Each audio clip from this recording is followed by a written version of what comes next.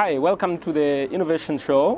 We are now at the Nairobi Innovation Week 2016. We've just finished the opening ceremony, and I have the privilege of engaging with two of my colleagues, great friends passionate about innovation. So I'm going to let them introduce themselves. UNICEF. UNICEF is our greatest partner for Innovation Week, and here we are.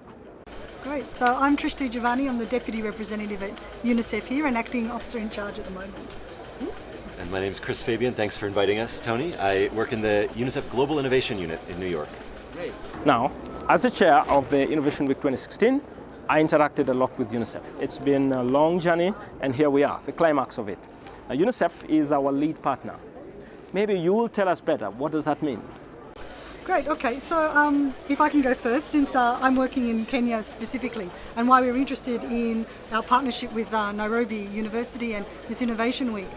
I think for us in the Kenya UNICEF, we really see there's so much potential here. I think there's been a lot of growth, and as we see, Kenya has recently moved into middle income country status. But what does that mean for children, for us? Because while some children have certainly got a much better life, we've still left quite a lot of children behind in some of the counties out there, and also in Nairobi and some of the informal settlements. So for us, we need to really be looking at how do we do things differently to really reach down there, reach the children, but through the children reach their families and then the communities, and then obviously Kenya at large. And so for us, we're very interested here in how do we innovate, how do we do things differently to reach the most unreachable children, how do we improve life for everyone, and how do we address Vision 2030, the Sustainable Development Goals, all of those things that will help Kenya. And of course, why are we interested in Kenya? There's so much potential here. I mean, we're living in a country that innovated M-Pesa. That's amazing. And how do we get those ideas and that energy that's emerging, especially out of this university, and really steer that towards new innovative ways of doing things that impact on the community, but then can be taken at large, at scale up through all of Kenya, and then even maybe introduce some of those things to Africa and the world. Because I think we believe that there's a lot of potential here. So I like the fact that you actually position it as it's not an event, it's a program. Absolutely. We're not just here to have a celebration and go home, right? We energize ourselves, strategize for the next 12 months, and work on very specific things that we can actually showcase as as our annual progress. Absolutely. And can I just extend? It's not just for the next 12 months. I'd like to see what can we do, because of course some innovations happen quick and fast. Yep. And we're willing to kind of use Kenya as a bit of a laboratory to see what works, what doesn't work. Yeah. But there are some innovations where we really need to see what is the long-term changing plan. Right. Not just for the children now, but when those children become young people and then the leaders of tomorrow. Yeah. But then the next lot of children, how do we keep improving life for the generations that haven't been born yet and the young mothers? No, and I think that absolutely. And as we look at UNICEF at how we can really address some of these emerging challenges in the world, big things like urbanization or climate change, that we as UNICEF, we don't have the capacity to handle that by ourselves. So we do need to look to partners, and we do need to look towards technologies which are scaling at the same rate as those problems. There's no way we can fix a globally broken education system without looking to new ways of working with teachers, of gathering real-time information, and of giving young people like the skills they need for 2020, 2025 and beyond. And so for us, this space and the global UNICEF innovation team looks very much at Kenya as a leader in technology and innovation for the world's most marginalized children. So we see this as a very selfish opportunity for us. I would like to continue to be involved for our team so that we can pull some of these great open source technologies and ideas and help to really take them to global scale. I'm so encouraged by the commitment of UNICEF to this whole process. And I've observed in my interaction with UNICEF is that you're very keen on developing the innovator before you develop the innovations. Could you share a little bit about some of your experiences around the process of developing the innovative mindset? Interesting.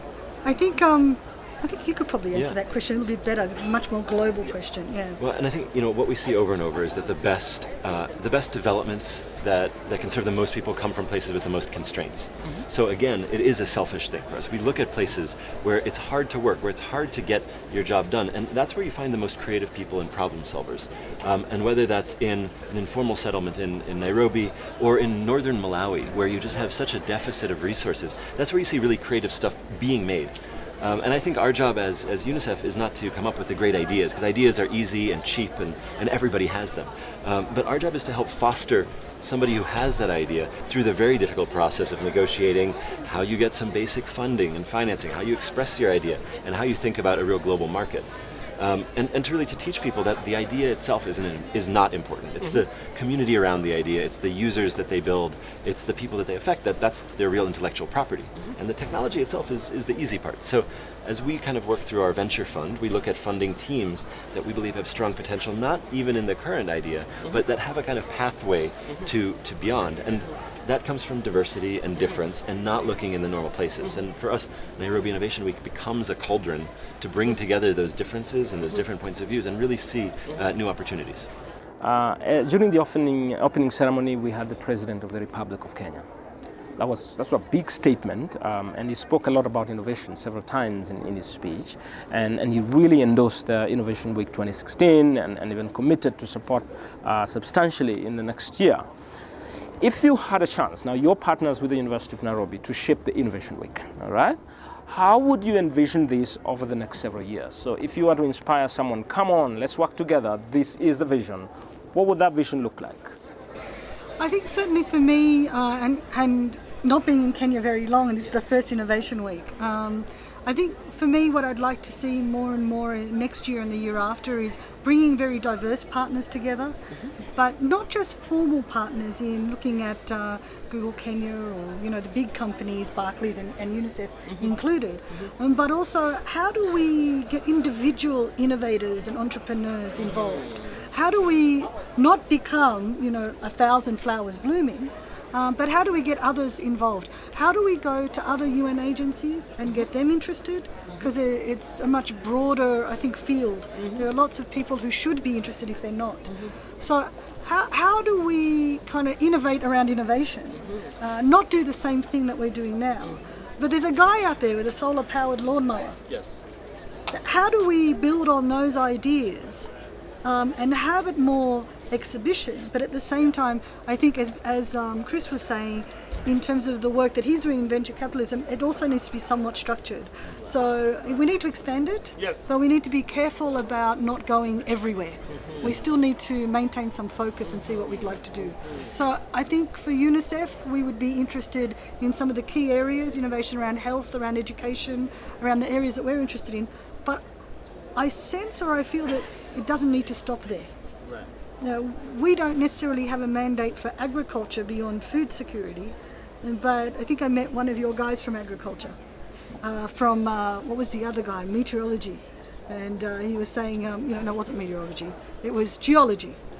And these are not areas that traditionally UNICEF gets involved in, but that doesn't mean that I think that next year we say no to that. We can bring in other people who actually have an interest in that, because you never know, I think. One of the exciting things for me about innovation is you don't know what's happening. And so I want to be able to open up that space to see what happens and how we can affect the situation for children in ways we don't even imagine yet. But at the same time, I think I'll be saying over the next year, remember to also focus and not get too excited, because then we do too much and then we do nothing. Very little about exactly. Too much. You've been appointed as a member of an advisory board of the C4D Lab, which is the nucleus of all this effort within the university. And part of the reason why I was told you are actually absorbed into that role is to provide that global outlook and help people think far beyond themselves and vision. So what would be your comment about the direction that Innovation Week should take in order to have significant and maximum impact in society? I feel more like an electron than part of the nucleus, because you guys did all of the serious work. But the way we're structuring our venture fund, and there's more information about that online at unicefinnovationfund.org. But the way that we're structuring that is, and I think that the same thing can apply for Nairobi Innovation Week. We're looking at these big areas of confluence between where you see $100 billion businesses emerging that just didn't exist 5 years ago. So augmented reality, UAVs and drones, all these spaces, big data and data science that just really were not jobs and job spaces. Where do you see those, and where do you see at the same time the needs for the world's most marginalized children? And if you cross those areas together, you have the ability to bring in the biggest technology companies in the world, plus give them actual problems that can help them grow their business, protect their consumers, and save the lives of children. So I think that when I look for structure, I would try to structure events that meet, that are where those two things meet, where you have big business growth and business interest and concomitant needs that businesses might not know about. And I think we've seen this with mobile network operators in the past, that you can make an argument of why you need mobile towers to be placed in certain areas, but if you can't make that argument from a business point of view, nobody's ever going to put the tower up. As soon as you can make that from a business point of view, you can suddenly provide services to community health workers and mothers in a part of the world that maybe didn't have connectivity at all before. So, as we look towards the future, it is areas like the future of learning, wearable technology, drones and UAVs, that we see a really rich partnership and merging of business and human need. Great. So I look forward, because I'm part of that conversation, I look forward to us strengthening this engagement and pinning down. For your information, we're planning some retreats immediately after the Innovation Week to go to reflect what happened and what can we do now, and we'd like to have as many partners as possible, and that's for sure. So that this is not about University of Nairobi thinking, it's about everyone else thinking. So thanks very much for coming. Thank you for having us. And I really look forward to great engagement. So thanks very much for the opportunity to engage. My name is TONNY'S, the chair of Nairobi Innovation Week. And this is the Innovation Show. We continue to engage, exploring various ways of strengthening our innovation ecosystem. And you can engage with us on social media. Hashtag is EngageTONNY'S on Facebook, Twitter, Instagram, TONNY'S. Thank you very much and see you later. Bye.